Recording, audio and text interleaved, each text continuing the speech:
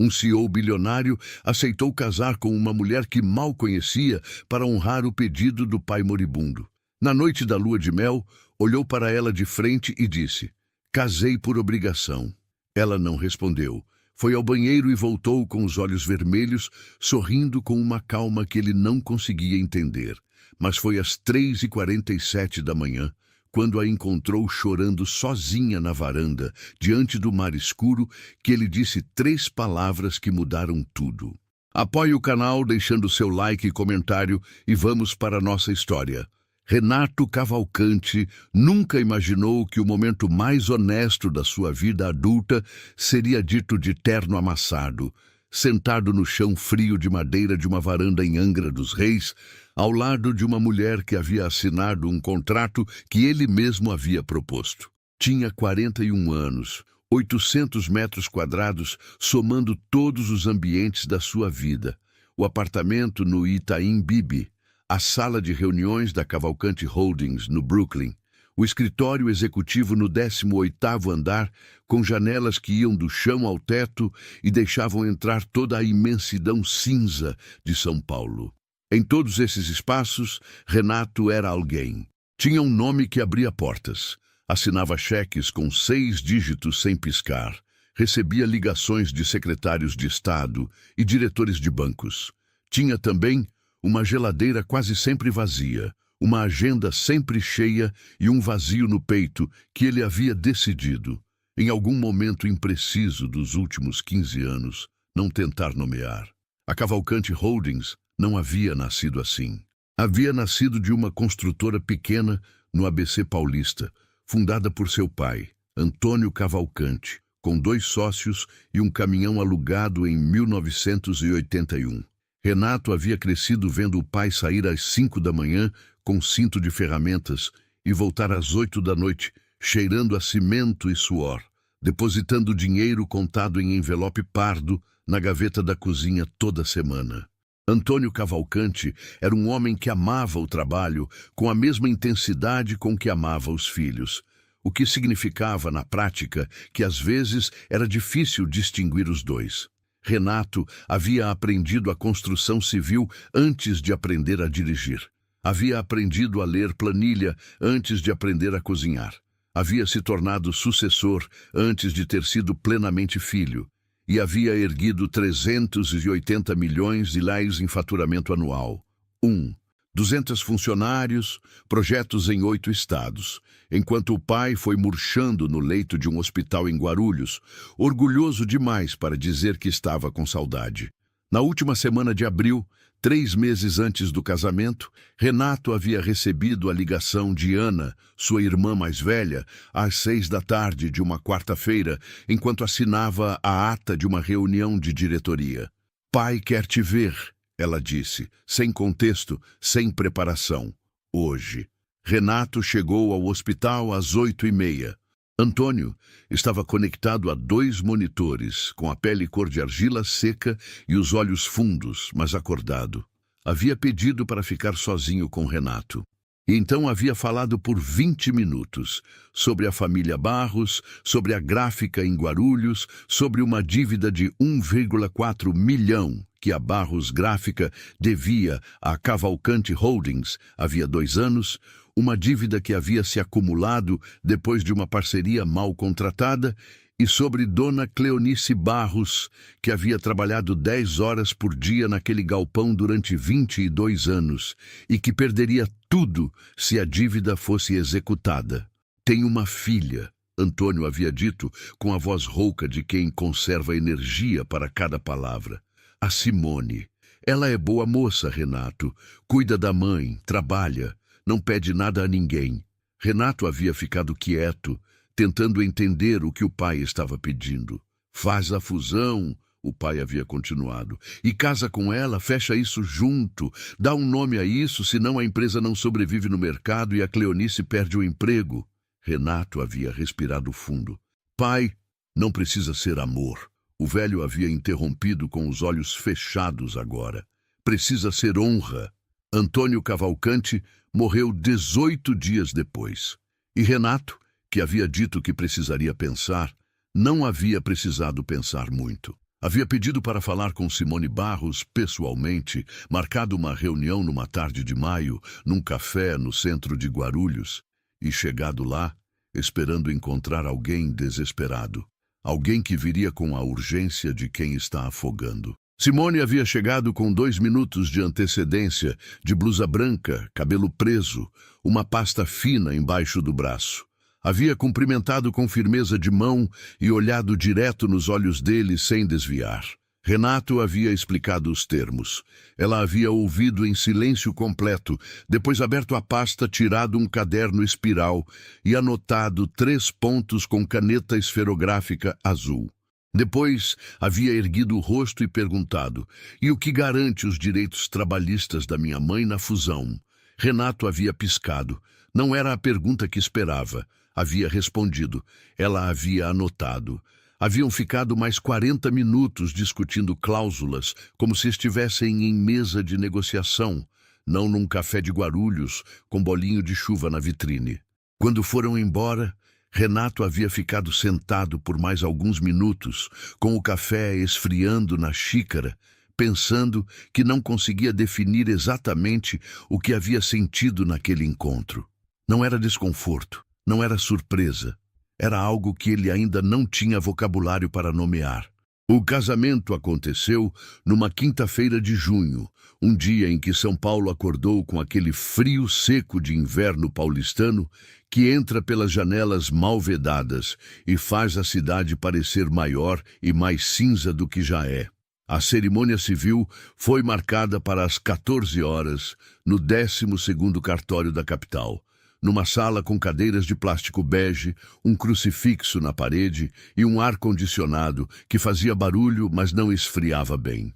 Haviam 12 convidados: Ana Cavalcante e seu marido, 3 diretores da Holdings, Dona Cleonice, com a mão apertada em volta de uma bolsa de couro falso, 2 funcionárias antigas da gráfica e algumas pessoas cujos nomes Renato não reteve.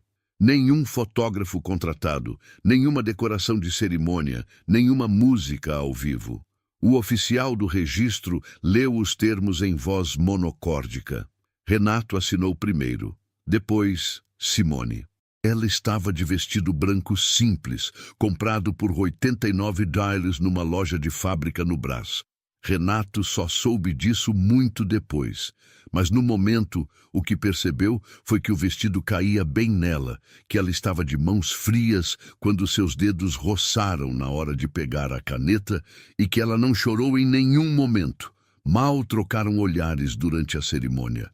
Quando o oficial declarou o ato consumado e os convidados aplaudiram com o entusiasmo disciplinado de quem não sabe exatamente o que está celebrando, Renato olhou para Simone por 3 segundos e ela devolveu o olhar com uma calma que ele não conseguiu interpretar. Depois, Dona Cleonice abraçou a filha por um longo tempo, de olhos fechados, sem dizer nada. A lua de mel havia sido marcada pelos assistentes de Renato sem que ele tivesse dado orientações específicas. 4 noites num resort à beira-mar em Angra dos Reis, chalé com varanda, café da manhã incluso, traslado por motorista, protocolo. A mesma lógica que ele aplicava para organizar viagens de incentivo para diretores de alto desempenho. Chegaram na tarde da sexta-feira. Desfizeram as malas em silêncio em quartos com roupa de cama de hotel, a televisão que nenhum dos dois ligou, o minibar que ninguém abriu. O resort era bonito da maneira específica dos resorts. Bonito de forma controlada, sem imperfeições, com coqueiros posicionados para a câmera e piscina com temperatura de água regulada. Renato olhou pela janela do chalé para o mar e sentiu, de forma difusa, que havia algo quase irônico em estar naquele lugar com aquela pessoa naquelas circunstâncias. Não era amargura, era apenas a consciência nítida de que tudo ali estava funcionando segundo uma lógica que ele havia acionado, mas da qual não participava de verdade. No primeiro jantar, num restaurante à beira-mar com iluminação amarelada e música suave, que chegava de dentro para fora, sentaram-se em lados opostos de uma mesa posta para 2, com vela acesa no centro e cardápio em capa de couro. O garçom veio com atenção excessiva, recomendou o peixe do dia, encheu as taças de água com gelo. Renato pediu o filhote grelhado e uma taça de vinho branco. Simone pediu o mesmo, sem olhar para o preço, sem hesitar. O que Renato notou, sem conseguir explicar por que notou, não era fingimento. Era simplesmente que ela não parecia estar tentando impressionar ninguém, nem se diminuir para ninguém. Comeram em silêncio nos primeiros 10 minutos. O vento vinha do mar com aquela umidade salina que gruda na pele. Ao fundo, outras mesas, com casais que conversavam, riam, tocavam a mão um do outro. Renato atendeu o celular 2 vezes. Uma ligação do diretor financeiro sobre uma pendência de contrato em Campinas e uma mensagem da Ana que ele leu discretamente sobre uma reunião de família marcada para a semana seguinte. Na terceira vez que o celular vibrou, viu Simone observando o aparelho sobre a mesa, sem dizer nada, depois desviar o olhar para o mar. Não havia julgamento no gesto. Havia apenas a observação de quem anota sem comentar. Na segunda noite, o céu sobre Angra dos Reis estava carregado de nuvens baixas que bloqueavam as estrelas e deixavam o mar com uma cor de grafite escuro, quase opaco, como se a água e o céu tivessem decidido ser a mesma coisa. Renato havia passado a tarde inteira no chalé com um notebook aberto, em chamadas de vídeo com 3 diretores diferentes sobre uma licitação em Ribeirão Preto que estava dando problema, enquanto Simone havia saído sozinha, voltado com um livro de bolso comprado numa livraria pequena que ela havia encontrado na vila e lido na rede da varanda por 2 horas sem fazer barulho. Renato havia notado, no intervalo entre uma chamada e outra, que ela havia marcado a página com um recibo dobrado, que havia tirado os chinelos antes de deitar na rede, que havia ficado completamente imóvel por longos períodos, como alguém que de fato lê, não como alguém que finge ler para não precisar interagir. Era um detalhe pequeno. Não sabia por que havia notado. No jantar daquela segunda noite, Renato havia pedido uma garrafa de vinho tinto, e a conversa havia ido e vindo em tópicos seguros. O resort, o calor que não diminuía mesmo com a brisa. Uma matéria que ela havia lido no livro sobre impressão offset, que ele não entendia, mas sobre a qual ela havia falado com uma precisão técnica que o surpreendera. Depois, havia chegado a ligação do seu diretor financeiro, Marcelo, às 21h30. Uma ligação que Renato havia atendido, porque a situação em Ribeirão Preto havia piorado, porque o engenheiro responsável havia dado um laudo divergente do esperado, porque havia dinheiro em jogo, sempre havia dinheiro em jogo, e porque ele não conseguia, mesmo ali, mesmo naquele contexto, desligar a parte de si que funcionava como CEO em tempo integral. A ligação durou 22 minutos. Quando ele fechou o telefone e colocou sobre a mesa, viu que a taça de Simone estava vazia e que ela o observava com os braços levemente cruzados, não em postura defensiva, mas com o olhar de alguém que está escolhendo as palavras. Renato bebeu metade da taça de uma vez. Havia algo no silêncio dela que o desconfortava de uma forma que ele não estava acostumado a sentir.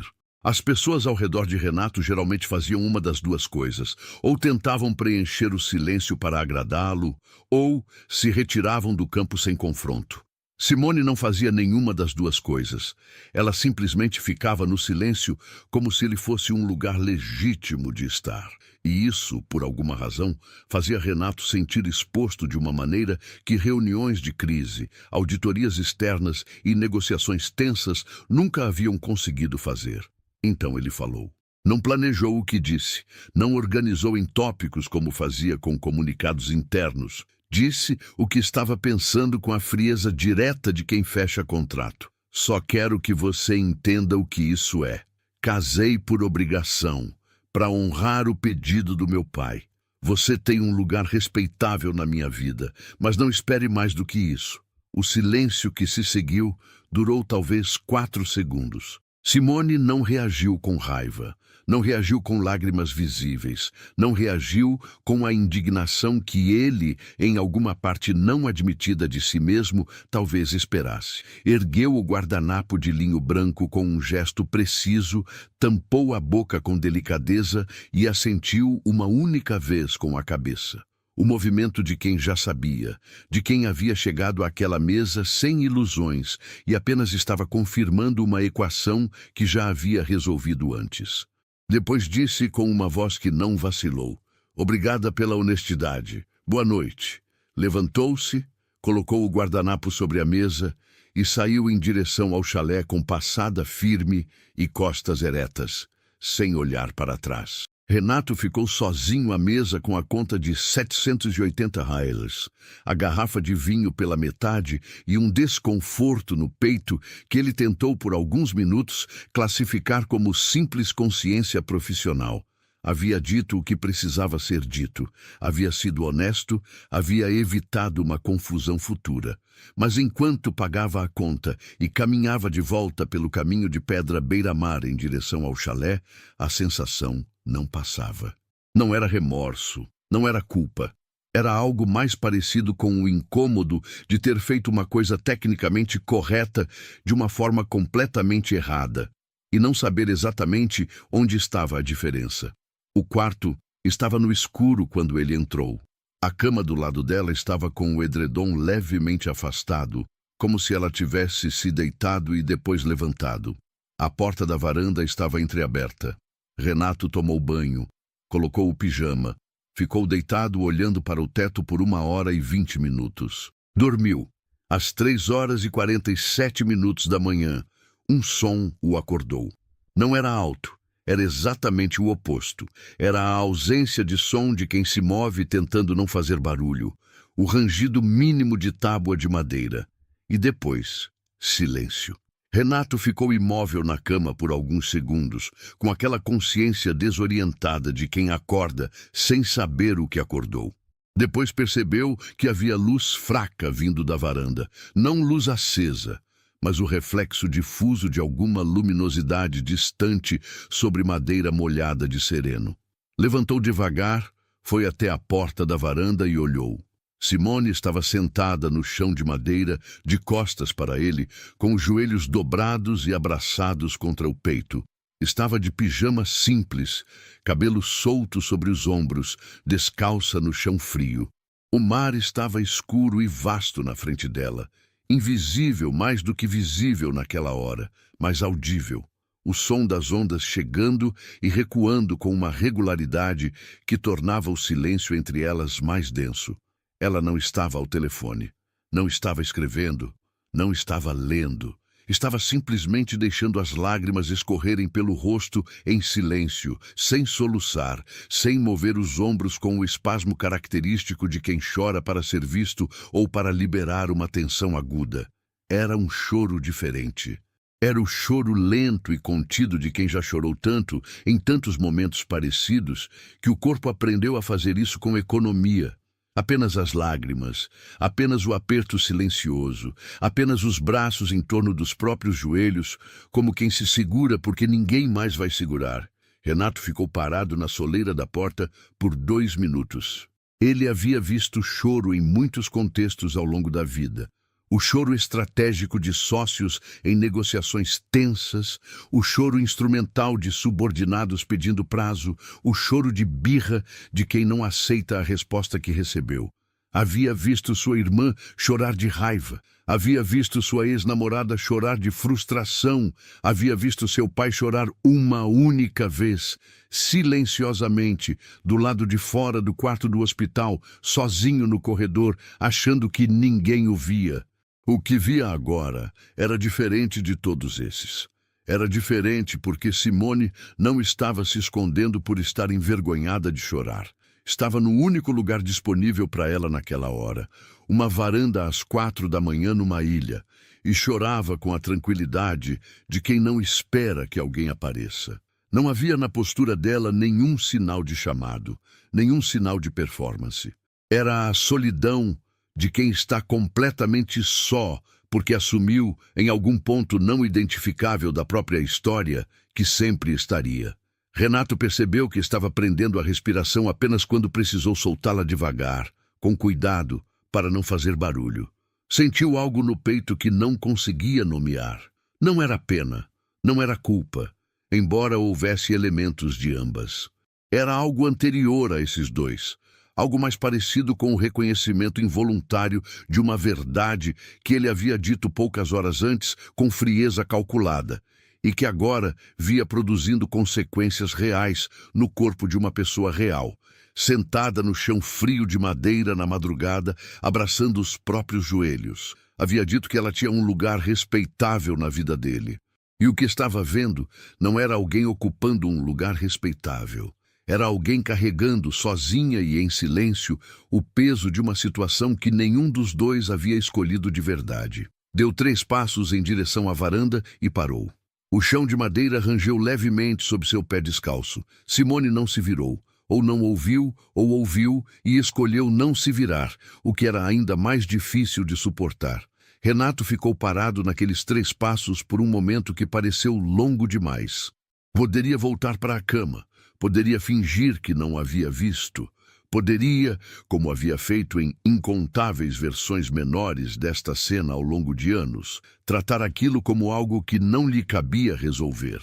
Mas ficou parado, e então, com uma voz que surpreendeu até ele mesmo pela suavidade, sem planejar, sem medir consequências, sem passar pela etapa de aprovação interna que filtrava quase tudo que saía da sua boca, disse: "Você não está sozinha." 3 palavras. Simone ficou imóvel por um segundo inteiro. Depois virou o rosto lentamente, com os olhos ainda brilhando no escuro e as bochechas molhadas, e o olhou com uma expressão que ele não conseguiu decifrar completamente naquela luz fraca. Havia surpresa genuína ali, do tipo que não é calculada, e havia também algo mais contido, mais cauteloso, como quem ouve uma coisa boa e ainda não sabe se pode acreditar nela. Renato foi até ela. Sentou no chão frio de madeira ao lado dela, de pijama, sem calcular a posição, sem pensar em como estava, sem passar pela checklist interna que normalmente gerenciava sua presença em qualquer ambiente.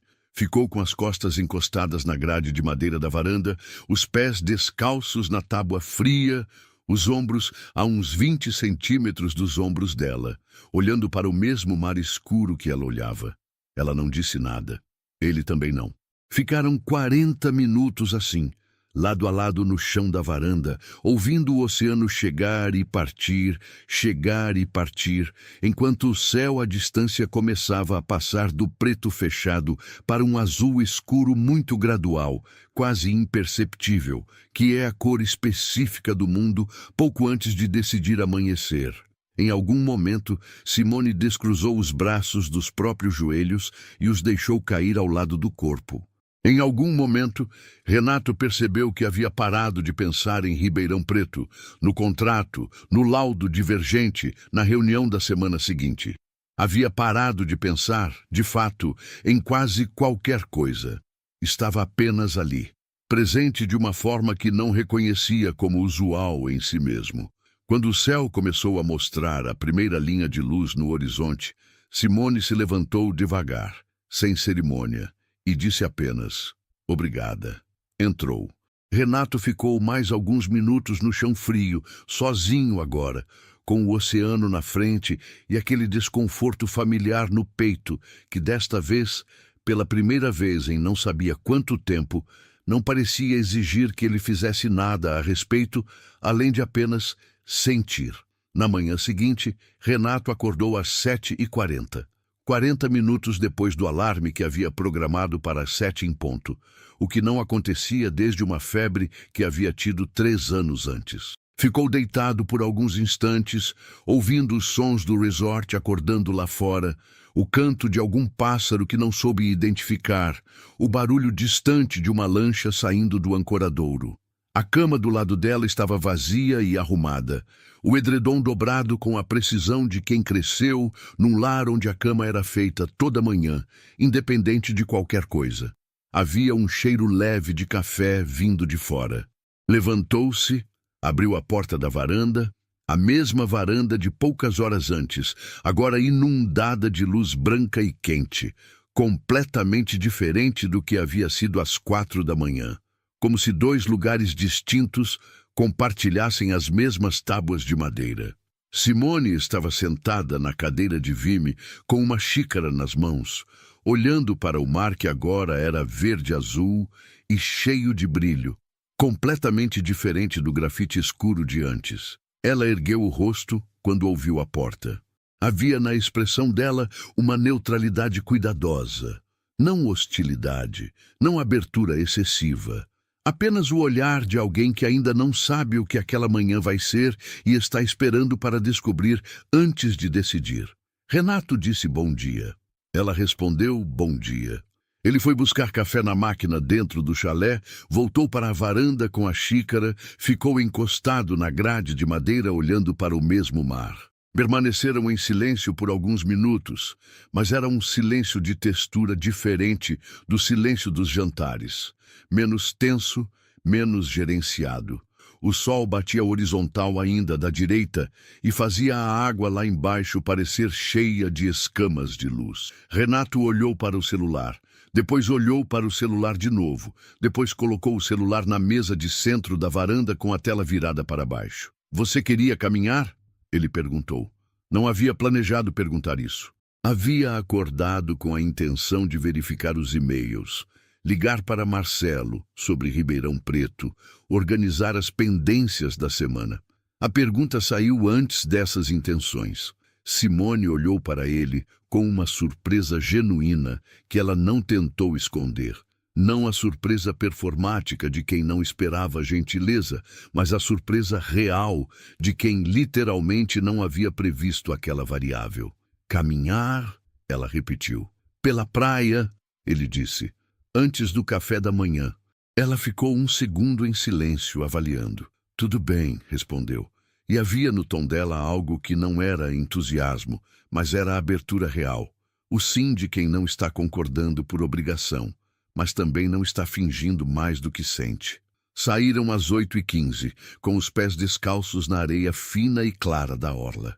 O resort ficava para trás, enquanto caminhavam na direção de uma faixa de praia mais isolada, onde a areia era mais grossa e havia sombra de coqueiros inclinados pelo vento. A maré havia baixado durante a noite e havia deixado uma linha úmida e escura no meio da praia, repleta de pequenas conchas e fragmentos de coral. Simone andava levemente à sua frente. O que Renato percebeu não era descortesia, mas simplesmente o ritmo dela. Passada firme, olhos explorando o chão e o horizonte em alternância, como alguém que caminha com propósito, mesmo quando não tem destino específico. O calor ainda não havia chegado de verdade. Havia aquela frescura de manhã de praia que existe apenas antes das 10 e que à tarde apaga completamente. As ondas quebravam baixas e ritmadas à esquerda deles. Não havia quase ninguém naquele trecho. Pela primeira vez em não sabia quantos anos, Renato não estava calculando o passo seguinte. Estava simplesmente caminhando. Caminharam em silêncio por quase 20 minutos, antes de qualquer um falar. E quando a conversa começou, foi de forma tão gradual que nenhum dos dois poderia apontar o momento exato em que o silêncio virou palavras. Ela falou primeiro, sobre uma concha específica que havia pegado do chão, uma concha espiral pequena e perfeita, com listras cor de terracota. Disse que quando era criança, achava que podia ouvir o mar dentro delas. Renato disse que também havia acreditado nisso. Ela disse que depois descobriu que o que se ouvia era o próprio sangue circulando. Ele disse que essa descoberta havia arruinado as conchas para ele. Ela riu, uma risada curta, genuína, não a risada calculada de ambiente social. E foi a partir dessa risada curta, dessa concha pequena, que a conversa foi se abrindo como uma janela que alguém empurra devagar para deixar entrar ar. Ela contou sobre a gráfica. Não da forma que se conta em reunião de negócios, não com números e indicadores e perspectivas de mercado, mas da forma que se conta quando o assunto é também a própria infância. Contou que havia entrado na gráfica pela primeira vez aos 6 anos, levada pela mãe, numa tarde em que não havia escola e não havia vizinha disponível. Que havia ficado sentada num caixote de papel no canto do galpão, observando os rolos de impressão girarem, hipnotizada pela velocidade e pelo padrão. Que aos 16, quando o pai havia ido embora de vez, não morto, apenas sumido, o tipo de ausência que é, em alguns aspectos, pior do que a morte, porque não tem cerimônia, não tem fechamento, não tem um dia específico em que você pode dizer que acabou. Ela havia pedido à mãe para aprender a operar as máquinas. Dona Cleonice havia resistido por uma semana. Depois, havia ensinado. Aprendi a calibrar a impressão offset antes de aprender a fazer imposto de renda, Simone disse, com um tom que não era amargura nem orgulho. Era apenas a constatação de como as coisas haviam sido. E o imposto de renda aprendi sozinha, 2 anos depois, porque não havia mais quem ensinasse. Renato ouviu. Realmente ouviu, de uma forma que percebeu, com um leve desconforto, que havia muito tempo não praticava. Havia se tornado tão especialista em ouvir para responder, para contra-argumentar, para encontrar a abertura na posição do outro, para identificar o que a pessoa queria e calibrar o que dar, que havia esquecido o que era ouvir sem estratégia. Ouvir apenas porque o que estava sendo dito importava, e importava.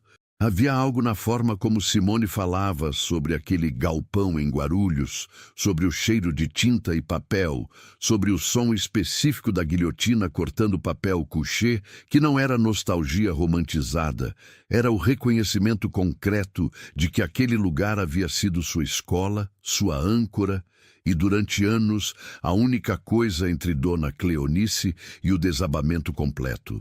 Tem um cheiro que a gráfica tem às 6 da manhã. Ela disse, quando as máquinas ainda estão esquentando e o papel está fresco. É o cheiro que eu associo à palavra casa. Fez uma pausa. Sei que é estranho. Não é estranho, Renato disse. E não era. Era, na verdade, a coisa mais concreta que alguém havia dito para ele sobre a palavra casa em muito tempo. Ficou em silêncio por alguns passos, sentindo a areia quente e fina entre os dedos dos pés. E então ela perguntou, de forma direta, sem preâmbulo, sem a suavização que as pessoas normalmente colocam antes de perguntas que podem incomodar. E quando foi a última vez que você se sentiu em casa em algum lugar? Renato não respondeu imediatamente. A pergunta havia pousado nele de forma diferente das perguntas que estava acostumado a receber. Não era uma pergunta profissional, não era uma pergunta retórica. Não era uma pergunta com resposta esperada implícita. Era uma pergunta real, feita por alguém que genuinamente não sabia a resposta e queria saber. Ele olhou para o horizonte por 30 segundos inteiros, sentindo o peso da pergunta se assentar. A tentação de dar uma resposta protocolar, de dizer uma anedota suavizadora, de desviar para algo mais seguro, foi real e durou alguns passos. Depois passou. Não lembro, respondeu. 2 palavras. Simone assentiu com a cabeça devagar, com a expressão de quem reconhece a resposta não porque já a ouviu de outra pessoa, mas porque, de certa forma, já a viveu por dentro. Caminharam mais um trecho em silêncio. Depois, Renato falou. Também não da forma que falava em entrevistas, onde havia construído uma narrativa coerente e segura sobre sua trajetória. O filho do construtor que virou CEO, o crescimento orgânico, a visão de longo prazo. Falou da outra forma, a que não tinha narrativa organizada, a que aparecia em fragmentos. Falou sobre seu pai, sobre como Antônio Cavalcante havia sido um homem que amava com o mesmo combustível com que trabalhava, e que o combustível havia sido gasto principalmente no trabalho, não por maldade, mas porque era o único idioma que sabia usar para provar que se importava. Sobre crescer sendo cobrado como sucessor antes de ser amado como filho, não cobrado com crueldade, cobrado com expectativa, que às vezes é pior porque não dá para reclamar dela sem parecer ingrato. Aprendi que fazer era amor, ele disse. que entregar resultado era cuidado, que construir era a forma de dizer que alguém importava. Fez uma pausa. Uma onda quebrou perto dos pés deles, fria e rápida. E então construí 380 milhões. E percebi que não tinha dito isso para ninguém, e que ninguém tinha dito isso para mim em não sabia quanto tempo. Simone não respondeu com consolo imediato. Não fez o movimento reflexo de dizer que entendia ou que estava tudo bem. Ficou andando ao lado dele por um trecho, deixando as palavras dele pousarem no espaço entre eles. E depois disse apenas: seu pai sabia que você amava ele. Renato não respondeu. Sentiu algo apertar na garganta. Não lágrimas, não o colapso emocional que havia aprendido a evitar desde os 18 anos, mas o aperto específico de uma verdade que o corpo reconhece antes da mente. Engoliu em seco, olhou para a linha do horizonte. Espero que sim, disse com uma voz levemente mais rouca do que queria. Haviam caminhado 6 quilômetros quando ela apontou para um boteco simples no final de um pier de madeira. Uma construção pequena de alvenaria pintada de azul desbotado, com 3 mesas de plástico branco na calçada, uma televisão ligada num canal de notícias sem volume e um quadro negro na parede com um menu escrito a giz. Simone disse que estava com fome. Renato olhou para o lugar, depois para ela, depois de volta para o lugar. Em qualquer outra circunstância, em qualquer versão anterior de si mesmo, teria sugerido o restaurante do resort, o buffet de café da manhã com vista para o mar, os pãezinhos artesanais servidos em cesta de vime. Disse: vamos. Sentaram numa das mesas de plástico branco com a vista para o pier e para as barquinhas de pescadores amarradas. O garçom, um homem de uns 50 anos, de camiseta regata e chinelo de dedo, veio anotar sem cerimônia. Simone pediu peixe frito com farinha e um refrigerante de garrafa. Renato pediu o mesmo. O peixe chegou num prato de louça grossa, dourado e crocante, com farinha de mandioca num tigelinho de barro e uma fatia de limão do lado. O refrigerante veio em garrafa de vidro gelada, com aquele suor de condensação escorrendo pelo rótulo. Renato pegou o garfo, cortou um pedaço do peixe e colocou na boca. Era bom, simples e honesto, o sabor do peixe sem artifício, a crocância da farinha, o frescor do limão espremido. Não havia mise en place, não havia apresentação elaborada, não havia sommelier. Havia peixe frito com farinha e sol na pele e o som das barquinhas batendo contra o pier. Pela primeira vez em anos, Renato percebeu que estava rindo. Não o riso de reunião, o riso pontual e calibrado que usava para criar atmosfera de leveza em negociações tensas. O riso que funcionava como ferramenta social.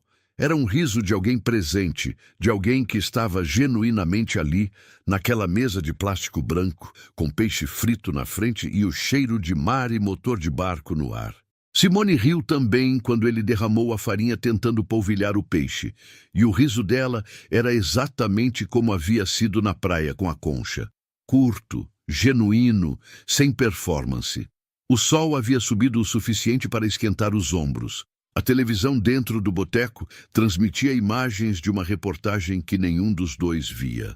O mar estava quieto naquela hora, apenas o balanço lento das águas contra os pilares de madeira do pier, regularmente, como uma respiração.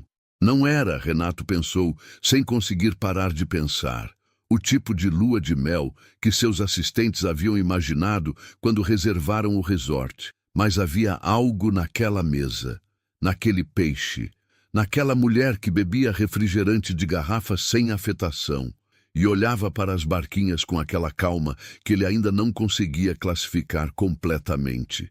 Havia algo que parecia, pela primeira vez em muito tempo, real. Voltaram para São Paulo numa tarde de domingo, com o sol entrando pelas janelas do carro de lado, aquela luz laranja de fim de tarde paulistano, que faz a cidade parecer quase bonita quando vista da Anchieta. Renato dirigia. Simone estava no banco do passageiro com o livro aberto no colo, mas não estava lendo. Estava olhando para a paisagem que passava, os morros cobertos de mata fechada que aos poucos iam dando lugar a galpões industriais e viadutos, e Renato a observava de relance nas curvas, sem conseguir deixar de observar. Haviam passado as 2 últimas noites em Angra de uma forma que não se encaixava em nenhuma categoria que ele tinha disponível. Não eram turistas, não eram casal apaixonado, não eram sócios em viagem de trabalho. Eram 2 pessoas que haviam encontrado, inesperadamente, um ritmo de coexistência que não exigia nada de nenhum dos dois além de presença. Na 3ª noite, tinham jantado no mesmo boteco do pier, de propósito. Simone havia pedido o mesmo peixe.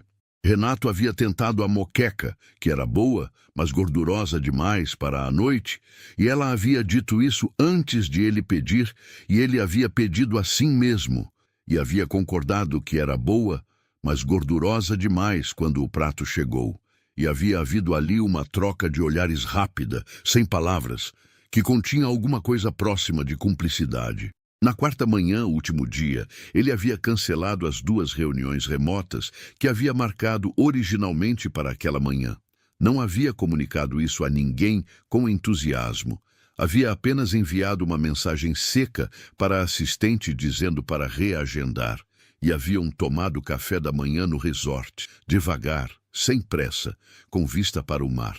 Ela havia pedido tapioca com queijo e café preto. Ele havia pedido o mesmo, o que havia feito ela erguer uma sobrancelha levemente, e ele não havia explicado por que havia pedido o mesmo, porque não tinha uma explicação simples disponível. O reencontro com São Paulo foi abrupto, da forma que o reencontro com São Paulo sempre é. A cidade não tem transição suave, não tem área de amortecimento.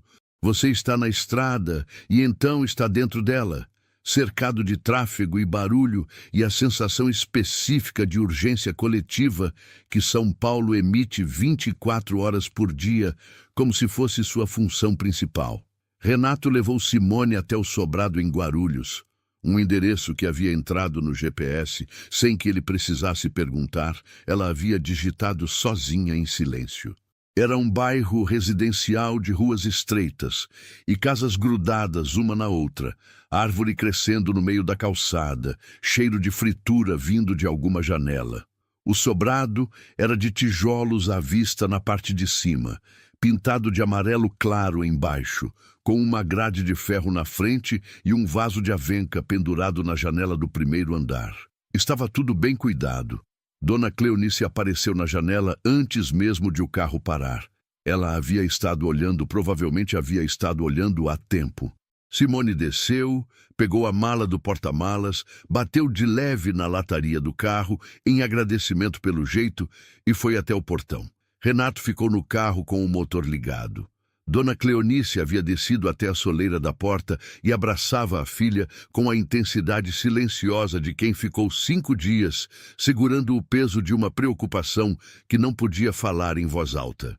Por cima do ombro de Simone, a mãe olhou para o carro de Renato, não com hostilidade, não com gratidão excessiva, mas com o olhar direto e avaliador de uma mulher de 58 anos que havia aprendido a vida pela versão difícil e que sabia, sem precisar de palavras, quando uma situação era complicada.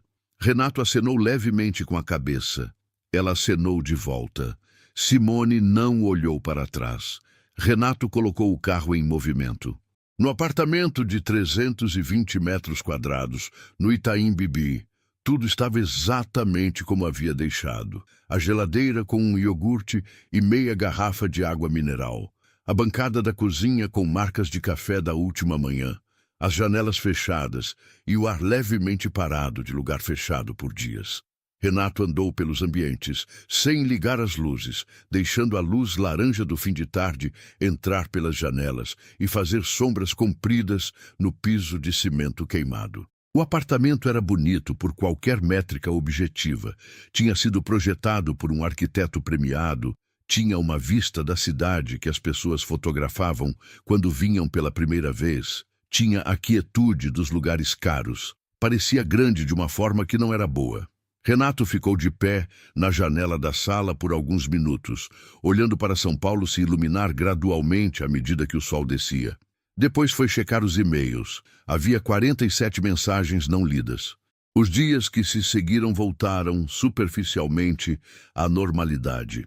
Renato foi ao escritório na segunda-feira, com o terno passado e a agenda cheia. A situação de Ribeirão Preto havia se resolvido parcialmente durante a ausência. Marcelo havia gerenciado o laudo com competência e havia apenas um ponto pendente, que Renato resolveu em 40 minutos de reunião na terça-feira de manhã. A empresa não havia desmoronado em 4 dias. Isso era, ele reconheceu com um misto de alívio e algo que não conseguiu nomear imediatamente, tanto a boa quanto a má notícia. A boa notícia era que havia uma equipe que funcionava sem ele presente o tempo todo. A má notícia, se é que era uma notícia, se é que tinha esse nome, era que havia uma equipe que funcionava sem ele presente o tempo todo e que, portanto, a urgência constante que ele havia cultivado como razão de estar sempre disponível, sempre conectado, sempre ligado, tinha bases mais frágeis do que havia admitido. Simone havia começado na empresa na quarta-feira da semana seguinte. Os termos haviam sido negociados antes do casamento. Ela havia insistido em negociar diretamente, sem intermediários, sentada na mesma mesa de café em Guarulhos com o caderno espiral, e havia assumido a responsabilidade operacional da gráfica na fusão com um salário de 6.800 mensais. Renato havia oferecido mais. Ela havia dito que não, que 6.800 era o que o mercado pagava para aquela função naquele porte de operação, que ela não queria ser compensada por fora das regras que se aplicariam a qualquer profissional na mesma posição. Havia algo nessa recusa que o havia incomodado levemente na época, não pela recusa em si, mas porque havia exposto, sem que ela precisasse dizer explicitamente que ela havia pesquisado o mercado, havia chegado com o número correto, havia se recusado a ser tratada como exceção. Era o mesmo movimento da primeira reunião no café, a mesma caneta esferográfica azul anotando pontos no caderno espiral. Simone Barros sabia negociar, porque havia aprendido que ninguém negociaria por ela. No escritório, ela era diferente do que era nos momentos pessoais, mais fechada, mais econômica nos gestos, com uma atenção técnica que ele reconhecia porque era parecida com a dele. Os funcionários da gráfica a tratavam com uma naturalidade que revelava anos de relação. Havia gente que havia trabalho ali há mais tempo do que ela existia e que a chamava de Simone com a familiaridade de quem viu crescer. Havia também uma desconfiança velada de alguns dos diretores da Holdings, não dita abertamente, mas perceptível na forma como algumas perguntas eram feitas em reunião, na velocidade ligeiramente menor com que alguns respondiam seus e-mails. Renato havia notado. Havia também notado que Simone havia notado e havia escolhido responder com competência em vez de confronto, o que era, ele admitia para si mesmo, provavelmente a resposta mais inteligente disponível. Foi 3 semanas depois do retorno de Angra dos Reis, numa sexta-feira à noite, que aconteceu o que aconteceu em família. A Ana havia convocado uma reunião no apartamento dela nos Jardins. Não havia chamado de reunião, havia chamado de jantar de família, o que na família Cavalcante significava praticamente a mesma coisa. Renato havia chegado com Simone, que havia vestido uma blusa de botões e calça social, cabelo solto, sem exagero de produção e sem descuido. Ana os havia recebido com abraços que tinham a temperatura precisa de abraços diplomáticos, presentes na forma, ausentes no calor. O marido da Ana, Paulo, um advogado corporativo de poucas palavras, havia cumprimentado Simone com um aperto de mão correto. Haviam jantado com a conversa cuidadosamente conduzida pela Ana entre tópicos seguros. A empresa, um terreno em Alphaville que estava em análise, uma viagem que Paulo havia feito ao exterior, enquanto Simone ouvia com atenção e respondia quando perguntada, sem tentar ocupar mais espaço do que o que lhe era oferecido. foi na sobremesa. A Ana havia esperado a sobremesa, o que Renato reconheceu depois como calculado. Esperar que o jantar criasse alguma ilusão de normalidade antes de introduzir o que havia planejado introduzir. Simone, a Ana disse, com um tom de voz que usava em reuniões, quando estava prestes a apresentar um argumento que ela sabia ser difícil de contestar diretamente. Eu quero que você saiba que a família Cavalcante tem padrões muito específicos. Não é sobre você, pessoalmente. Fez uma pausa. É sobre adequação. Simone colocou a colher de sobremesa sobre o pratinho com um som pequeno e olhou para Ana com uma calma que Renato reconhecia agora. A calma de quem não foi pega de surpresa, porque nunca havia assumido que aquele momento não chegaria. Que tipo de adequação? Simone perguntou com o mesmo tom direto que usava para perguntar sobre cláusulas contratuais. A Ana havia dito com a suavidade específica da crueldade bem educada. Você é filha de operária de gráfica, Simone. Não estou julgando sua origem. Estou sendo realista sobre o que as pessoas vão dizer, sobre como isso afeta a imagem do grupo. O silêncio que se seguiu durou 3 segundos. Renato sentiu algo que reconheceu depois como raiva.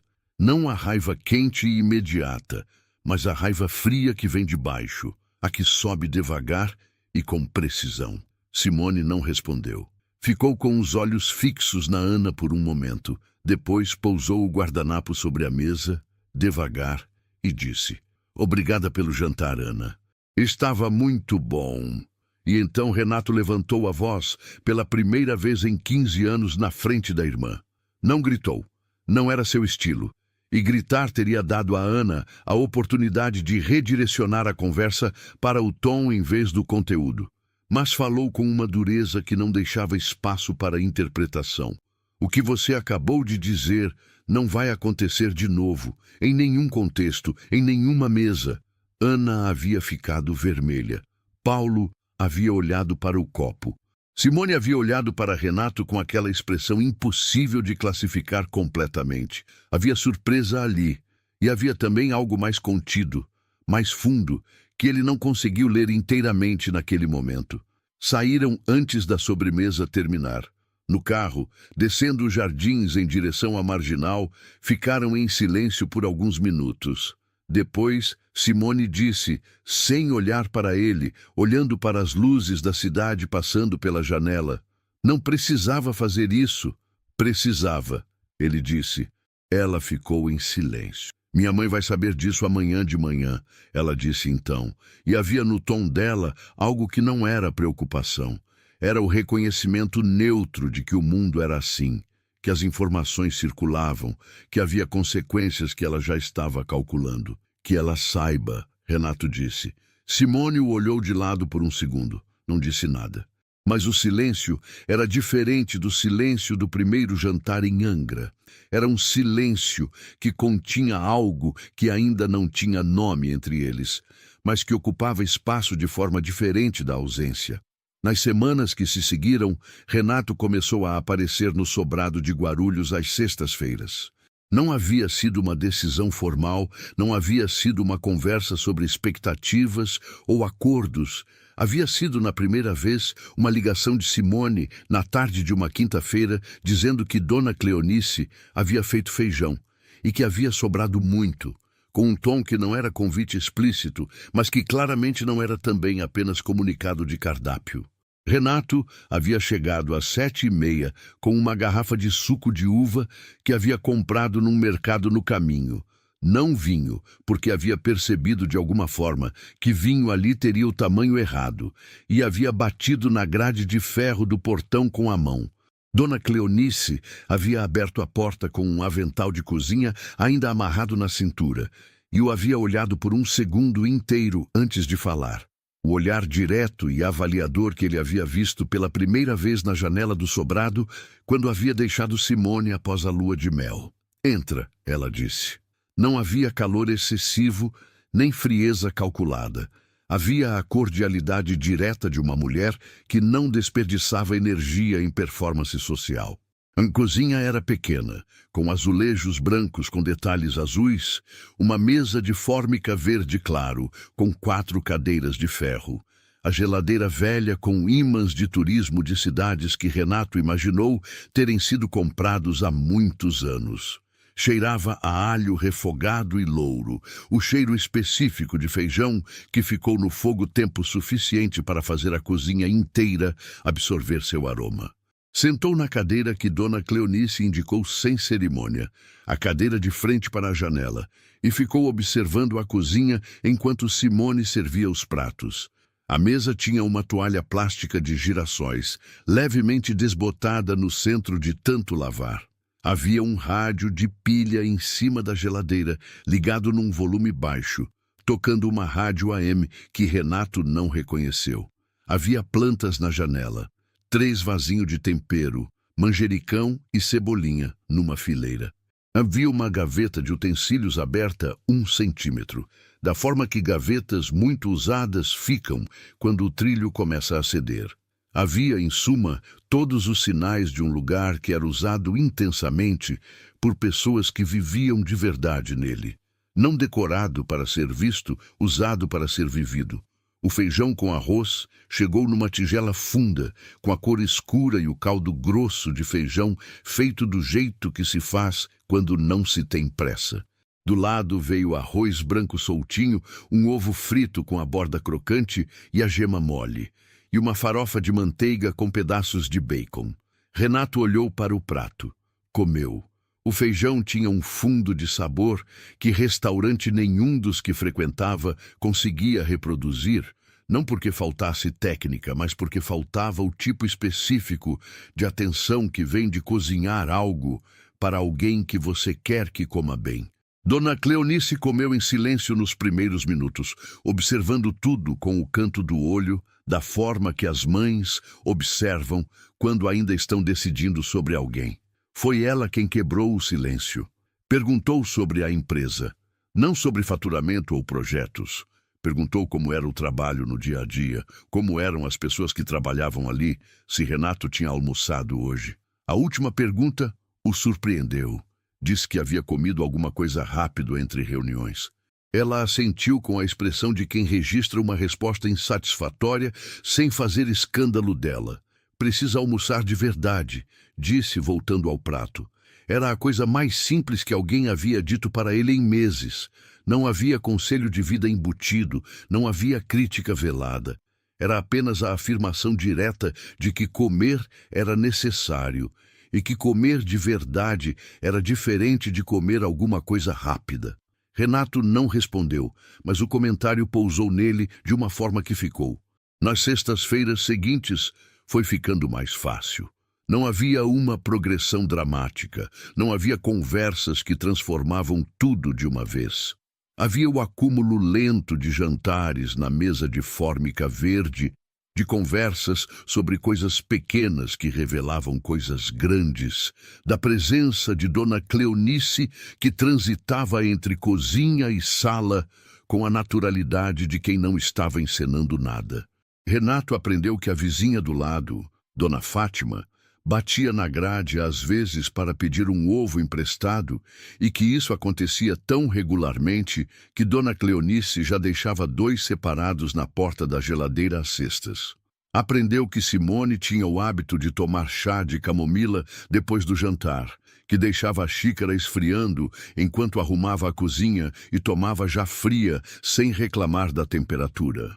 Aprendeu que havia uma trinca no 2º degrau da escada que subia para o quarto e que as duas pulavam automaticamente, sem olhar, de tanto saber que estava ali. Na empresa, a fusão avançava. Simone havia reorganizado o fluxo de produção da gráfica com uma eficiência que os diretores da Holdings não haviam previsto. Havia identificado 2 gargalos no processo de pré-impressão que custavam tempo e material.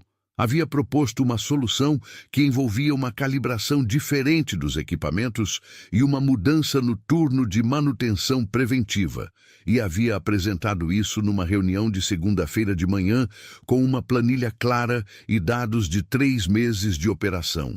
O diretor de operações, um homem de 52 anos, chamado Bertoldo, que havia duvidado da nomeação dela em silêncio, mas com uma eloquência gestual que todos haviam percebido, havia ficado quieto por um momento depois da apresentação e depois disse: "Bom trabalho."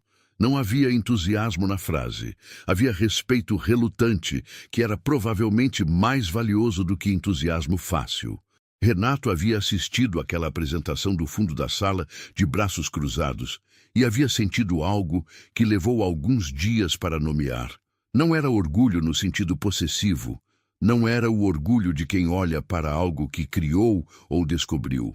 Era algo mais parecido com reconhecimento. A sensação de estar vendo alguém sendo completamente si mesmo num contexto que exigia isso, e de que o que via era bom. Era genuinamente bom. Havia algo em Simone que não diminuía diante de pressão, que não se expandia artificialmente diante de aprovação. Ela tinha um tamanho consistente que independia do ambiente, e isso, Renato percebia cada vez mais claramente, era uma das coisas mais raras que havia encontrado em 20 anos, navegando ambientes corporativos onde todo mundo estava sempre ligeiramente maior ou menor do que realmente era. Mas havia uma distância que se mantinha. Não era hostilidade, não era protocolo frio. Era uma reserva que Simone mantinha com cuidado, uma linha que ela não cruzava, que Renato reconhecia porque havia algo nela que se parecia com a linha que ele mesmo havia mantido por anos em relações profissionais e pessoais. A diferença era que em Renato a linha vinha do hábito de se proteger através do controle, e em Simone a linha parecia vir de algo diferente, de uma avaliação ainda em curso, de uma pergunta que ainda não havia sido respondida satisfatoriamente, de uma desconfiança que não era pessoal, mas era estrutural, construída sobre anos de experiências que ensinaram que as situações que parecem boas demais costumam ter um custo que só aparece depois. Ela havia recusado o apartamento que ele havia oferecido nos Jardins. Havia dito isso diretamente, sem rodeios, numa tarde de quarta-feira, quando Renato havia mencionado que havia um apartamento disponível no mesmo prédio que um dos diretores da Holdings, que ficava mais perto da empresa, que teria mais conforto do que o trajeto de ônibus de Guarulhos. Simone havia ficado em silêncio por um segundo e depois dito: "Agradeço, mas não." E havia explicado que preferia ficar com a mãe, enquanto eles ainda não haviam decidido juntos o passo seguinte. O juntos havia sido dito com uma ênfase leve, mas perceptível. A ênfase de quem está marcando que certas decisões não seriam tomadas unilateralmente por nenhum dos dois. Renato havia ficado em silêncio, processando. Havia algo naquela recusa que o havia irritado por alguns minutos. A irritação de alguém acostumado a resolver situações com recursos disponíveis e que havia encontrado um limite que os recursos não ultrapassavam. Depois, a irritação havia passado, e no lugar dela havia ficado algo que levou alguns dias para reconhecer como respeito. Numa sexta-feira de agosto, 6 semanas depois do retorno de Angra, Renato chegou ao sobrado em Guarulhos e encontrou a luz da cozinha acesa, mas a grade do portão encostada sem cadeado e a voz de Dona Cleonice, vinda do interior, com um tom diferente do habitual. Não pânico, mas urgência contida. Entrou sem chamar. Dona Cleonice estava na sala, com o celular na mão e a expressão de quem está tentando tomar uma decisão sem informação suficiente. Simone estava ao fundo, de pé, com as mãos na borda da mesa, olhando para a mãe. "O que aconteceu?" Renato perguntou. Dona Cleonice virou o rosto para ele, o mesmo olhar direto, agora com uma camada de cansaço por cima. "Minha irmã", disse. "Ela está no hospital em Campinas, sozinha. Não tenho como ir essa hora." Era 8h40 da noite. O último ônibus para Campinas havia saído às 8. Dona Cleonice não dirigia. O dinheiro para táxi ou aplicativo até Campinas estava fora do alcance imediato. Simone havia começado a verificar opções no celular. preços, horários, alternativas, com aquela eficiência de quem está acostumado a resolver problemas com o que tem disponível, que geralmente é menos do que seria suficiente. Renato disse: "Eu levo." As duas olharam para ele. Dona Cleonice disse: "Não precisa." "Eu levo," ele repetiu, com a mesma calma com que dizia qualquer coisa que havia decidido. "Busca o que precisar levar. Saímos em 10 minutos." Dona Cleonice ficou um segundo em silêncio. O segundo de avaliação que ele havia aprendido a reconhecer como o intervalo em que ela media a sinceridade das coisas. Depois foi para o quarto buscar a bolsa. Simone ficou de frente para Renato na sala, numa luz amarelada de abajur, com o celular ainda na mão. "Você não precisava," ela começou. "Eu sei," ele disse. Ela ficou em silêncio por um momento, olhando para ele com aquela expressão que ele ainda não dominava completamente. Havia algo ali que estava se movendo, que estava sendo reavaliado, que estava encontrando alguma coisa que não esperava encontrar. "Obrigada," ela disse, com uma voz levemente mais baixa do que o normal. Não era o obrigada pela honestidade da noite do jantar em Angra. Era outro obrigada, de textura diferente, de temperatura diferente. Fizeram os 100 quilômetros para Campinas, com Dona Cleonice no banco de trás, rezando baixinho com o terço na mão, e Simone no banco da frente, olhando para a rodovia que se abria no farol do carro. Em algum trecho da via Anhanguera, depois de Jundiaí, Simone disse sem virar o rosto: "Você foi embora de casa muito cedo, né?" Renato ficou um segundo sem responder. "Fui," disse. "Com que idade?" ela perguntou. 18, faculdade. "Foi por opção?" Uma pausa, parcialmente. Ela assentiu, olhando para a estrada. "A gente acha que sair é liberdade," ela disse mais para si mesma do que para ele. "Às vezes é. Às vezes é só uma distância que a gente chama de liberdade porque é mais fácil." Renato não respondeu, mas a frase ficou nele com o peso específico das coisas verdadeiras, ditas sem intenção de machucar. O hospital em Campinas era um hospital público de médio porte, com corredores de luz fria e aquele cheiro de antisséptico que gruda na roupa. A tia de Simone, Iracema, 63 anos, que havia tido uma crise hipertensiva e estava estabilizada, mas assustada e sozinha, ficou com Dona Cleonice ao lado. E Renato ficou com Simone numa cadeira de plástico duro no corredor, enquanto esperavam confirmação dos médicos. Era quase meia-noite.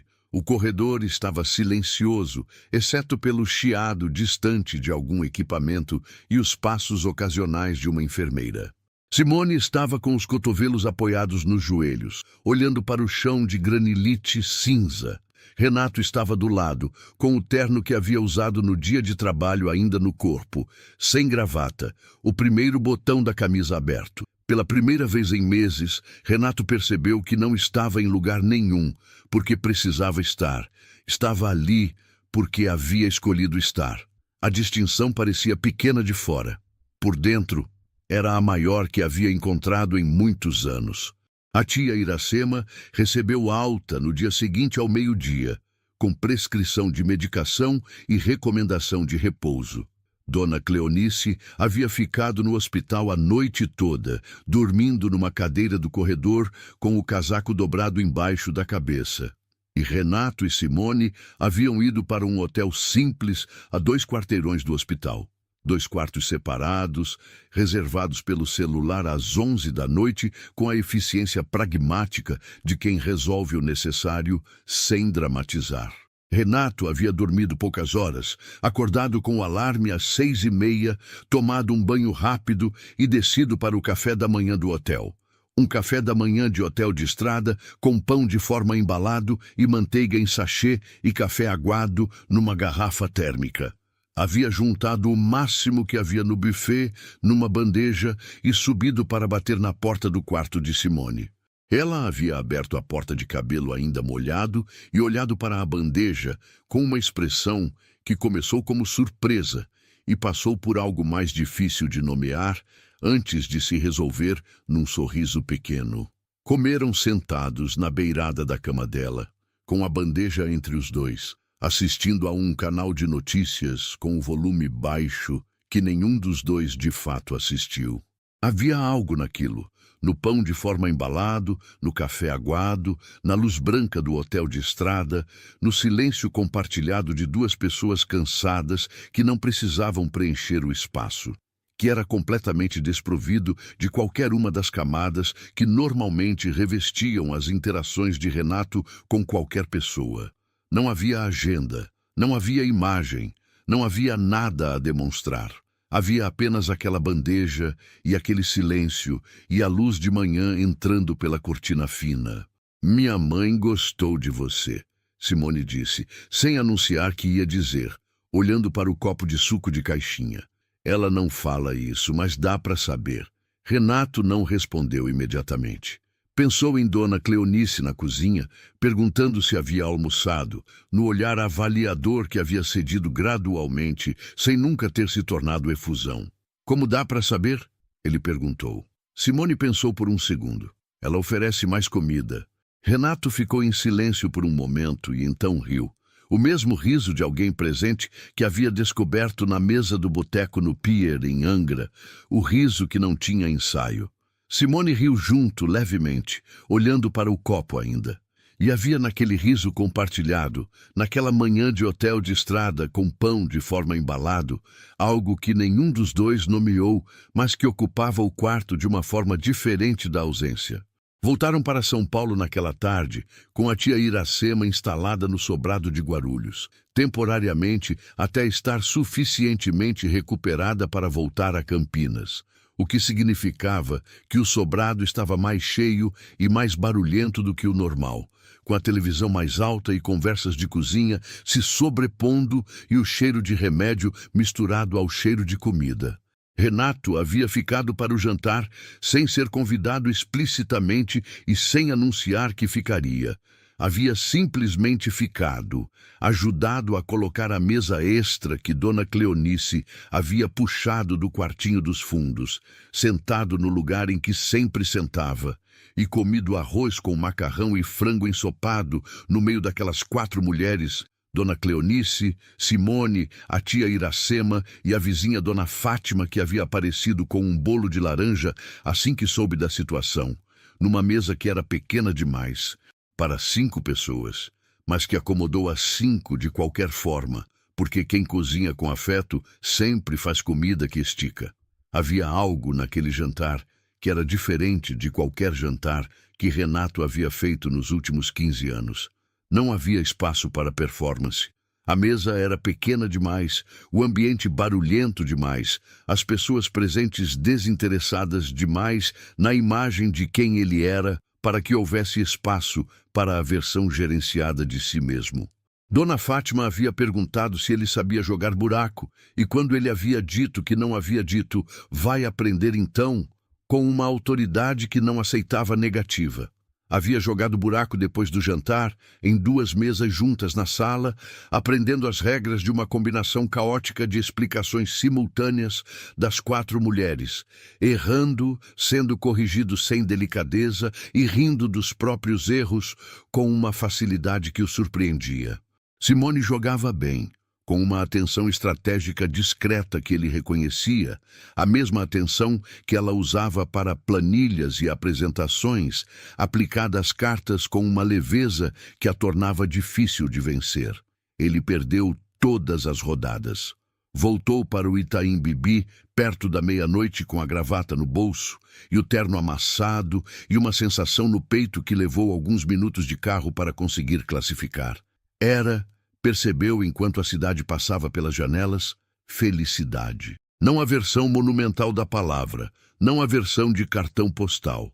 Era a versão miúda e específica, a felicidade de ter perdido no buraco numa sala pequena em Guarulhos, enquanto uma mulher de 63 anos recém-saída do hospital reclamava das cartas, e uma vizinha servia mais bolo de laranja, sem perguntar se alguém queria.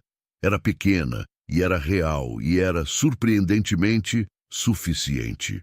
Setembro chegou com a cidade acelerando para o final do ano. Aquela sensação específica de São Paulo em setembro, de que o tempo está comprimindo, de que há urgência em tudo, de que o ano está terminando antes que ninguém tenha feito o suficiente. Na empresa, a fusão entrava numa fase mais complexa. Havia questões trabalhistas que precisavam de atenção, uma negociação com um fornecedor de papel que estava criando dificuldade, e uma auditoria interna que Renato havia solicitado para mapear a operação completa antes de decidir sobre investimento em equipamento novo. Simone estava no centro de boa parte dessas discussões, e havia momentos em reunião em que Renato havia falar com precisão técnica sobre processos que haviam levado anos para se sedimentar naquela gráfica, com a autoridade de quem não estava recitando manual, mas descrevendo algo que havia aprendido com o corpo, a memória de máquina, o feeling de timing de impressão, o julgamento calibrado sobre qualidade que vem de anos, olhando para o produto final com atenção real. Havia uma tarde de segunda-feira em que o Bertoldo havia trazido um problema de calibração de cor que estava causando rejeição numa tiragem de 5.000 exemplares de um catálogo para um cliente grande e que havia tentado resolver com a equipe técnica por 2 horas sem resultado. Simone havia entrado na gráfica, não o escritório, o galpão, com o cheiro de tinta e o barulho surdo das máquinas. Havia olhado para a amostra, havia pedido para ver o perfil de cor no sistema, havia feito 2 ajustes que ninguém havia tentado porque pareciam contraintuitivos, e havia rodado uma prova que havia resolvido o problema. Bertoldo havia ficado olhando para a prova aprovada com a expressão de alguém recalibrando uma avaliação que havia feito anteriormente. Renato havia ficado sabendo pelo relato do diretor de produção, não de Simone, que não havia mencionado o episódio. Isso também, ele havia percebido, era parte de quem ela era. Fazia sem anunciar, resolvia sem cobrar reconhecimento. Trabalhava com a naturalidade de quem não precisa que o trabalho seja visto para saber que foi bem feito. Mas havia um peso que Renato percebia nela nos momentos entre as tarefas, nos intervalos, nos instantes de transição entre uma coisa e outra, quando o rosto relaxava da atenção técnica e ficava com aquela expressão mais funda, mais quieta, que ele havia visto pela primeira vez na varanda em Angra dos Reis. Havia algo que ainda não estava resolvido. Não entre eles dois exatamente. Havia algo entre eles dois que estava se construindo de forma real e gradual, tijolo por tijolo, sem pressa e sem nome ainda. Havia algo que ela carregava, que era anterior a ele, que existia antes de qualquer luna de mel e de qualquer jantar na mesa de Fórmica e de qualquer buraco perdido em Guarulhos. Era o peso de uma mulher que havia aprendido muito cedo que as coisas boas costumam ter prazo, que os arranjos que parecem sólidos costumam ter fissuras que só aparecem mais tarde, que confiar completamente em algo que pode mudar é uma forma específica de dor que ela conhecia bem.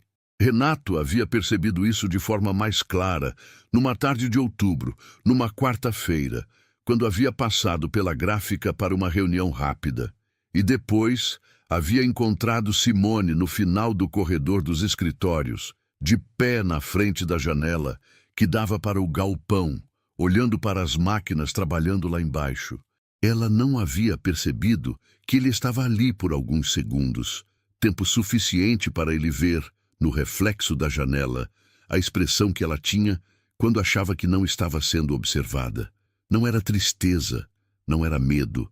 Era a expressão de alguém que está em guarda, que está constantemente avaliando, que está sempre, em algum nível, preparado para o momento em que a situação revela seu verdadeiro custo. Era a expressão de alguém que havia aprendido que ninguém fica. Ele havia ficado parado no corredor por um momento. Depois, havia dito o nome dela. Ela havia virado, havia recomposto a expressão para a calma habitual em menos de um segundo. Um segundo que ele notou que ela percebeu que ele havia notado. e que produziu entre eles um breve momento de exposição mútua que nenhum dos dois transformou em conversa ali. Ele havia conduzido a reunião, assinado o que precisava ser assinado, saído. Mas havia levado aquele reflexo de janela com ele para o apartamento no Itaim Bibi e ficado com ele por dias, pensando no que fazer com algo que não tinha solução técnica disponível, que não se resolvia com recurso ou com decisão executiva, que só se resolvia com tempo e com consistência e com a prova, repetida sem anúncio, de que desta vez era diferente. Na última sexta-feira de outubro, Renato chegou ao sobrado em Guarulhos, no horário de sempre. Dona Cleonice estava na cozinha. A tia Iracema havia voltado para Campinas na semana anterior, totalmente recuperada. A mesa de fórmica estava posta para 3. O rádio de pilha tocava baixo. Renato colocou o suco de uva na geladeira, sentou na cadeira de frente para a janela e ficou olhando para os vasinhos de tempero no parapeito, enquanto o cheiro de alho e louro enchia a cozinha. Simone havia chegado do trabalho 20 minutos depois dele, havia trocado de roupa no quarto, havia descido de calça de moletom e camiseta, havia puxado a cadeira ao lado da dele e sentado sem cerimônia. Havia algo naquele gesto, na naturalidade absoluta com que ela havia sentado ao lado dele, na ausência de qualquer marcação de território ou de distância calculada, que era diferente das semanas anteriores. A linha ainda estava lá, mas havia algo nela que havia cedido 1 milímetro, talvez 2. Não era conclusão. Era processo, era o milímetro específico que separa estar em guarda de estar, devagar, aprendendo a não precisar estar. Dona Cleonice colocou os pratos na mesa com o silêncio eficiente de quem serviu milhares de refeições e sabe que o ato de servir não precisa de comentário. Sentou na terceira cadeira. Fez o sinal da cruz rapidamente, de olhos fechados, os lábios movendo uma oração breve que era particular e velha e dela. Ergueu os olhos, olhou para a filha, olhou para Renato, pegou a colher.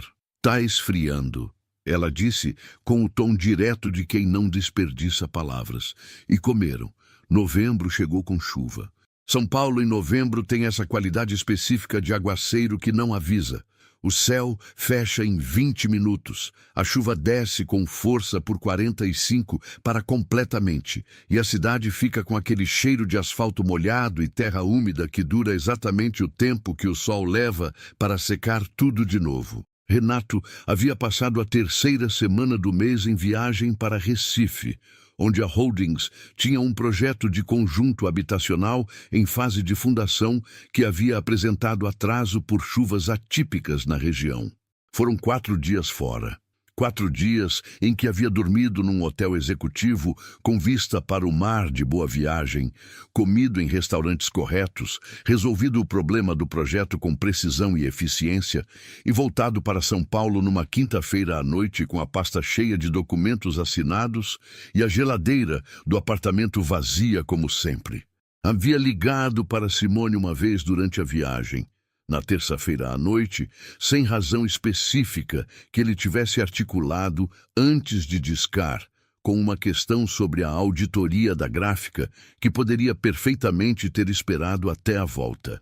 Ela havia atendido ao segundo toque, havia respondido à pergunta com a precisão de sempre, e depois havia ficado 1 segundo de silêncio antes de perguntar se a viagem estava correndo bem. Ele havia dito que sim. Ela havia dito tudo bem aqui também. Havia mais alguma coisa no silêncio depois disso. Não constrangimento, algo mais parecido com a consciência mútua de que a ligação havia começado com pretexto, mas que o pretexto não era o motivo real. Nenhum dos dois havia nomeado isso. Ele havia dito até logo, ela havia dito até logo, E ele havia ficado no quarto de hotel em Recife, com o celular na mão por alguns minutos, olhando para o mar que era completamente diferente do mar de Angra, mas que, por alguma razão que ele não tentou analisar, trouxe a mesma imagem. Simone, sentada no chão de madeira da varanda, abraçando os próprios joelhos, olhando para a água escura. Na sexta-feira, depois do retorno, chegou ao sobrado em Guarulhos com o suco de uva de sempre e encontrou a cozinha diferente, não arrumada diferente, cheirando diferente. Havia um cheiro que não era o feijão habitual. Era mais complexo, mais demorado.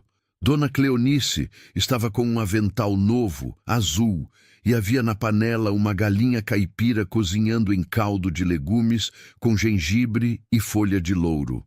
O tipo de preparo que leva 3 horas no mínimo. Chegou cedo hoje, ela disse sem virar da panela.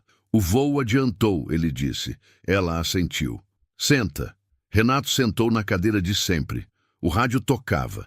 A chuva havia voltado lá fora, batendo na janela do fundo com o ritmo irregular da chuva de novembro. Havia algo naquele momento. O cheiro da galinha, a chuva na janela, o rádio baixo, a cozinha pequena e quente, que tinha exatamente a textura que ele havia descrito para Simone naquela praia em Angra, quando havia dito que não lembrava quando havia se sentido em casa pela última vez. Percebeu isso devagar, como se percebe as coisas que são grandes demais para perceber de uma vez. Simone chegou às 7h40 encharcada. Havia pegado chuva no ponto de ônibus porque o guarda-chuva havia quebrado na véspera e ela ainda não havia comprado outro. Entrou pela porta com o cabelo escorrendo, a blusa grudada nas costas, os sapatos molhados fazendo barulho de água no piso. Dona Cleonice já estava com uma toalha estendida antes de a filha chegar à cozinha. Simone se secou o rosto, viu Renato na cadeira, disse: "Você voltou", com um tom que não era pergunta, mas também não era apenas constatação.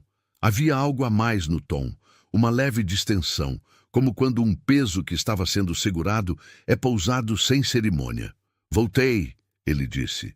Ela pendurou a blusa molhada na grade da janela do banheiro.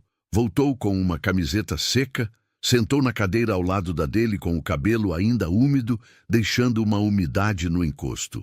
Dona Cleonice serviu a galinha. Comeram com a chuva do lado de fora, a janela embaçada de vapor da panela, o caldo fundo da galinha caipira com aquele sabor que vem de horas de cozimento lento e de ingredientes sem pressa. Dona Cleonice havia feito angu para acompanhar. Angu de fubá cremoso, amarelo gema, que chegou numa travessa de barro. Renato não havia comido angu desde que havia visitado uma obra no interior de Minas 5 anos atrás, e havia almoçado com a equipe de pedreiros num barracão. Havia esquecido como era. Comeu com a atenção que a comida merecia e disse que estava bom.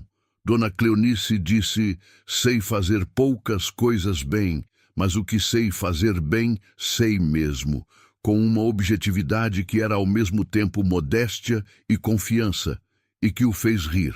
Depois do jantar, enquanto Dona Cleonice lavava as panelas com a novela ligada na sala em volume que ela fingia não estar ouvindo, Renato e Simone ficaram na mesa de fórmica com os restos do chá de camomila que ela havia feito para os dois.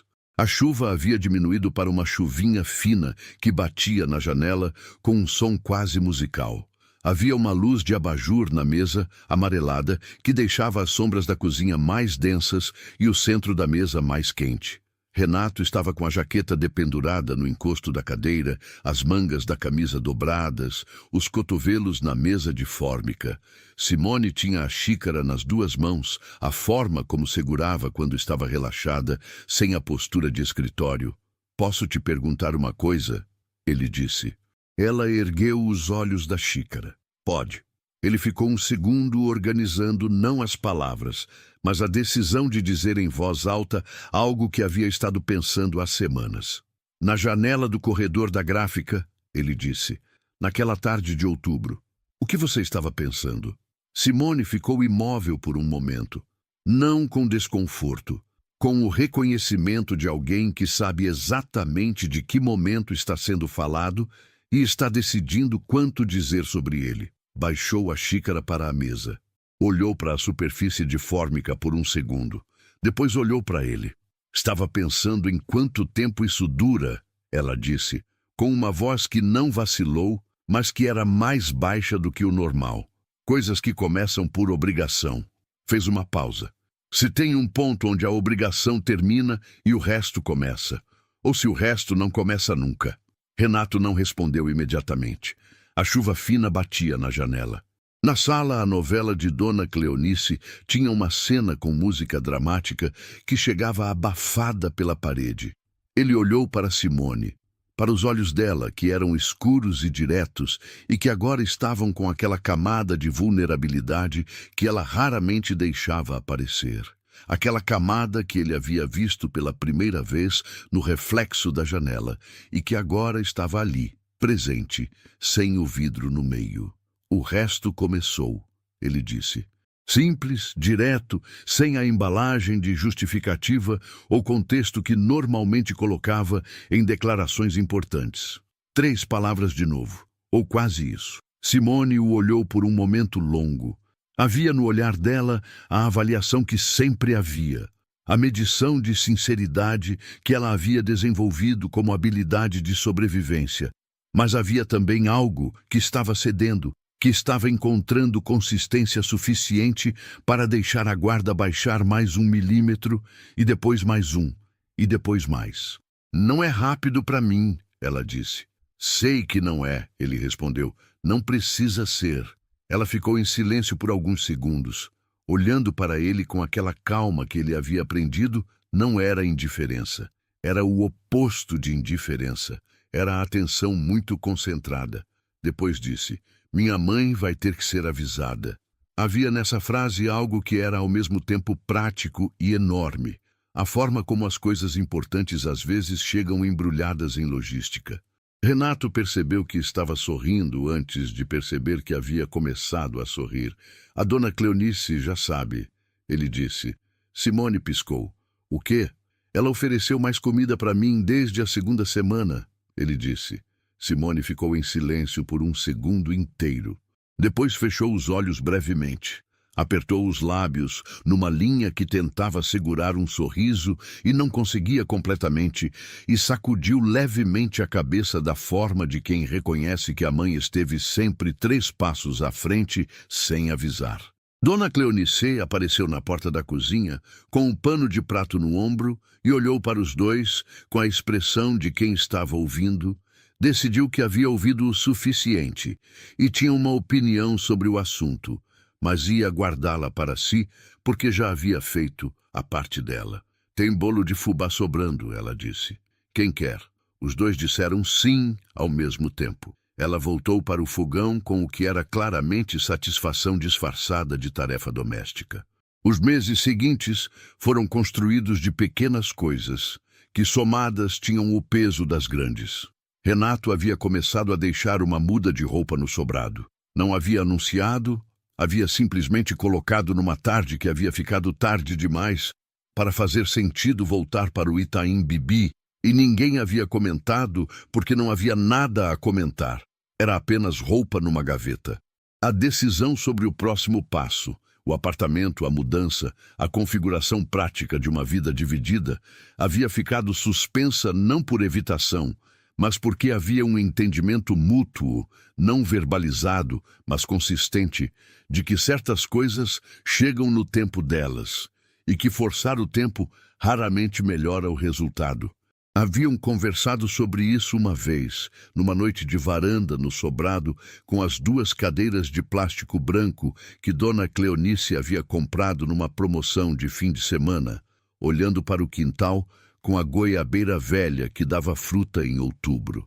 Quando você souber que quer, Simone havia dito, não vai precisar perguntar se é a hora. Ele havia ficado em silêncio, processando. E você vai saber também? Havia perguntado. Ela havia pensado por um momento. Já sei, havia respondido com uma simplicidade que não era descuido. Era a simplicidade de quem chegou a uma conclusão honesta e não vê razão para complicá-la. A reunião de fim de ano da Holdings havia sido em dezembro, num hotel no Itaim Bibi, com 300 funcionários, buffet de gala, discurso de Renato que ele havia escrito e reescrito 4 vezes.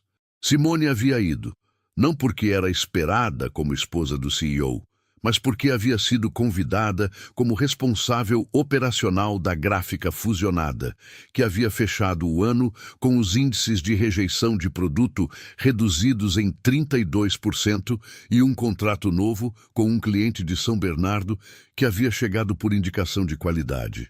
Havia entrado no evento de vestido azul marinho simples e sapato de salto baixo. Havia cumprimentado quem precisava ser cumprimentado com a cordialidade direta de sempre. Havia sentado à mesa designada, havia ouvido o discurso de Renato com atenção. Quando ele havia mencionado, na parte sobre equipe, a liderança operacional que transformou nossa gráfica fusionada num caso de referência de qualidade este ano, havia uma frase que qualquer ouvinte poderia ter tomado como genérica. Simone havia sabido que não era genérica. Havia erguido levemente o copo de água em direção a ele por sobre a mesa, com um gesto pequeno que apenas ele veria. Ele havia continuado o discurso sem pausar, mas havia sorrido. O sorriso pequeno e real que havia aprendido que era o mais verdadeiro dos que conhecia nela. A irmã Ana havia tentado, em novembro, uma reconciliação que havia chegado na forma de uma mensagem pedindo que se encontrassem para conversar sem Simone. Renato havia respondido que qualquer conversa de família incluía Simone agora, e que se Ana queria conversar, era nos termos que ele havia colocado no jantar dos Jardins. Ana havia ficado em silêncio por 2 semanas. Depois, havia mandado uma mensagem para Simone diretamente. Uma mensagem curta, sem o calor que seria ideal, mas sem a crueldade educada de antes. Simone havia mostrado a mensagem para Renato sem comentário adicional. Ele havia dito que ela podia responder como quisesse ou não responder. Ela havia respondido com educação e brevidade, mantendo a mesma linha objetiva que usava para tudo, sem rancor, mas também sem fingir que o episódio anterior não havia acontecido. Havia algo nessa resposta que Renato havia reconhecido como a Simone que ele havia visto desde o primeiro dia. A mulher que não pedia que o mundo fosse diferente do que era, mas que não aceitava ser tratada como se valesse menos, porque o mundo às vezes achava que sim. Em janeiro, numa tarde de domingo ensolarada com aquele calor seco de verão paulistano, que faz o asfalto ondular, foram ao Parque Estadual da Cantareira. Ideia dela, que havia lido sobre uma trilha nova que havia sido aberta numa área de mata atlântica que Renato não sabia que existia tão perto da cidade. Foram de carro, pararam num mercadinho para comprar água e 2 pãezinhos de queijo que comeram ainda no estacionamento antes de entrar na trilha. A mata era densa e úmida e cheirosa, com aquele cheiro de terra úmida e folha em decomposição que é o cheiro do mundo vivo. Caminharam por 2 horas numa trilha de terra batida que subia e descia morros, com raízes atravessando o caminho e luz entrando em frestas entre as copas das árvores. Simone ia à frente nas subidas, mais acostumada ao esforço físico, e esperava nas bifurcações. Renato ia à frente nas descidas, onde o terreno estava mais escorregadio, sem que nenhum dos dois tivesse acordado isso em palavras. Havia simplesmente acontecido naturalmente a divisão de quem faz o que faz melhor sem precisar negociar. No ponto mais alto da trilha havia uma clareira com uma vista que abria São Paulo à distância. Não a São Paulo das janelas de escritório, a São Paulo do horizonte, a mancha densa e cinza que se espalhava por onde a vista alcançava como uma prova da escala do que os humanos são capazes de construir e do quanto essa construção custa. Ficaram de pé na clareira lado a lado por alguns minutos, sem falar, olhando para a cidade. O vento vinha debaixo do morro, quente, com aquele cheiro misturado de mata e cidade que era específico daquele ponto. Simone estava com o cabelo levantando no vento e um galho pequeno preso na blusa que ela não havia percebido. Renato tirou o galho sem anunciar, com um gesto simples. Ela virou o rosto para ele. Ficaram se olhando por um segundo, próximos da forma que fica quem está confortável com a distância reduzida, com o sol de tarde batendo oblíquo nas copas das árvores ao redor. Ele não disse nada, ela também não, mas havia no olhar dela, naquele segundo, a ausência completa da guarda. Não porque havia baixado conscientemente, mas porque havia simplesmente desaparecido, substituída por algo que era presença total, atenção total, a expressão de alguém que está exatamente onde escolheu estar. E ali, naquela clareira no alto da cantareira, com São Paulo se espalhando ao longe e o cheiro de mata viva e o vento quente de janeiro, Renato entendeu que aquilo era riqueza verdadeira. Não era 380 milhões, não era o apartamento de 320 metros quadrados com vista para a cidade. Era aquele galho retirado sem palavras. Era o pãozinho de queijo no estacionamento. Era o feijão de Dona Cleonice. Era a concha espiral com listras de terracota. Era o buraco perdido numa sala pequena em Guarulhos. Era um homem sentado no chão frio de madeira de uma varanda, dizendo 3 palavras para uma mulher que não esperava que ninguém aparecesse. Era presença.